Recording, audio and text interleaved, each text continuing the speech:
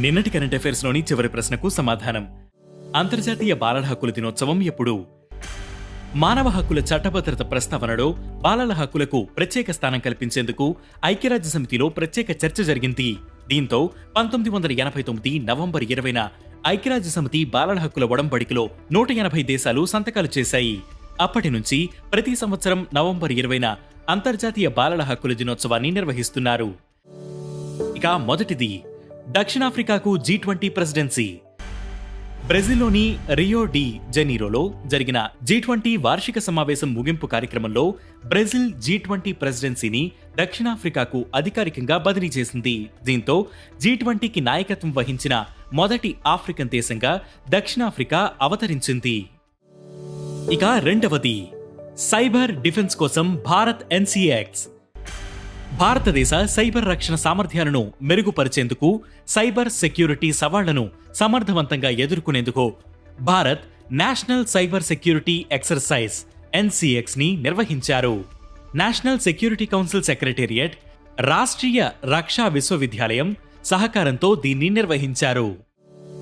ఇక మూడవది, GRAI 2023ని ప్రారంభించిన కేంద్ర సహాయ మంత్రి. కేంద్ర సైన్స్ టెక్నాలజీ సహాయ మంత్రి Jitendra Singh grievance redressal assessment and index 2023ని ప్రారంభించారు. దీనిని department of administrative reforms and public grievances రూపొందించింది. Ministry of personnel public grievances and pensions parliamentary standing committee సిఫార్సులపై దీనిని ప్రారంభించారు.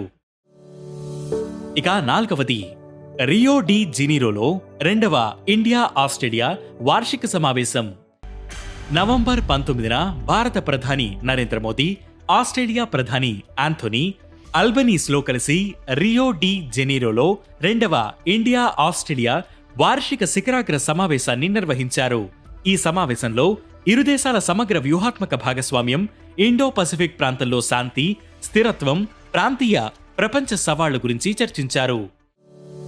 ఇక ఐదవది, వన్ డే వన్ జీనోమ్ కార్యక్రమాన్ని ప్రారంభించిన DBT, department of biotechnology research and innovation council భారతదేశ సూక్ష్మజీవుల సంపదను అంచనా వేయడానికి వన్ డే వన్ జీనోమ్ కార్యక్రమాన్ని ప్రారంభించాయి.